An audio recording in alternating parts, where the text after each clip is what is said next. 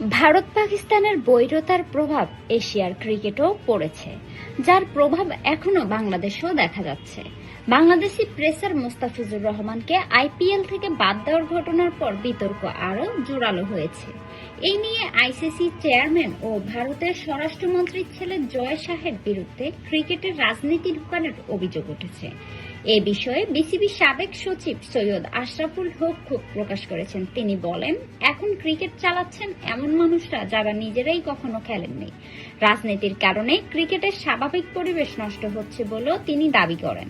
মোস্তাফিজ ইস্যুর জেরে বাংলাদেশ টি-20 বিশ্বকাপ উপলক্ষে ভারতে না যাওয়ার সিদ্ধান্ত নেন, যা তিনি সমালোচনা করেন।